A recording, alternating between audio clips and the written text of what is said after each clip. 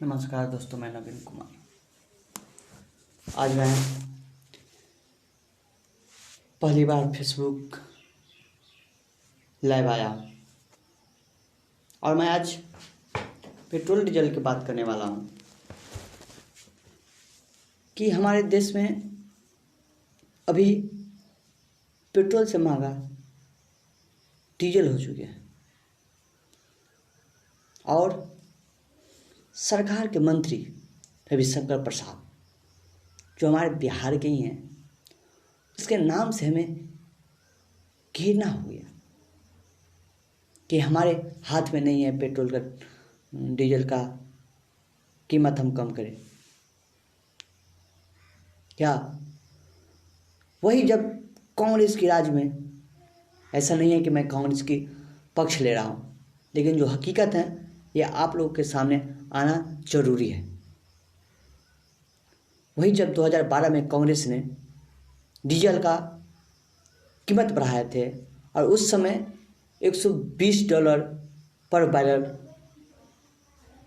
Petrol लाते थे, लेकिन अभी मात्र 40, यानी कि रिफाइनिंग करके भी टोटल खर्च जोड़ा जाए तो 20 रुपया उसका कीमत होना चाहिए, लेकिन अभी कीमत 80 रुपया 20 पैसे है।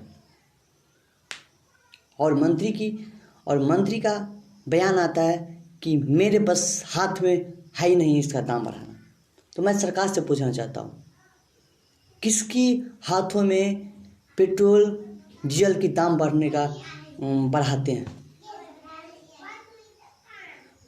आप जो 35 रुपये पेट्रोल से टैक्स लेते हैं, क्या आप उससे कम नहीं कर सकते?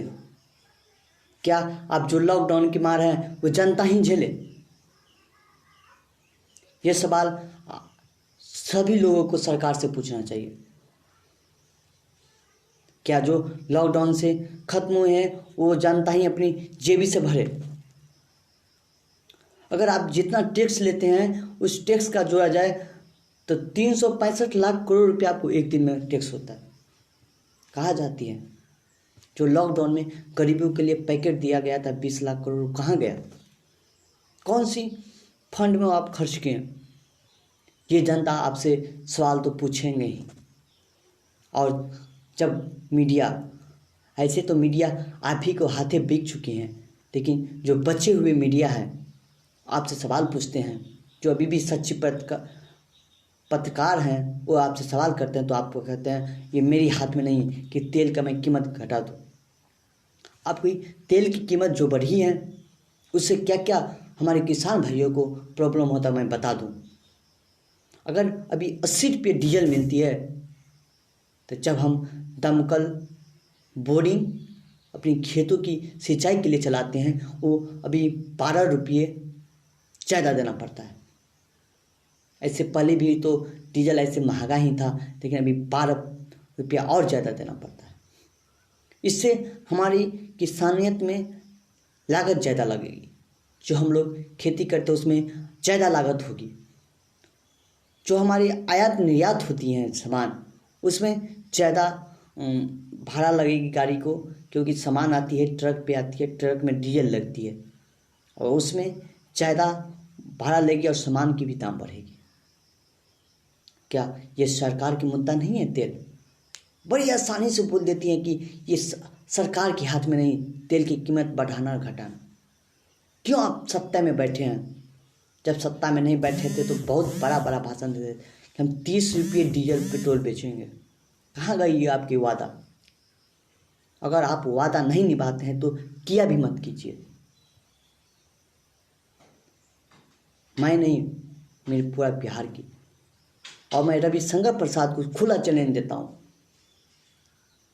अगर आप तेल की कीमत नहीं घटा सकते तो आप ऐसा बुनियादी भाषण मत दीजिए। हट जाइए, छोड़ दीजिए, आपसे नहीं संभलने वाला है। बहुत आदमी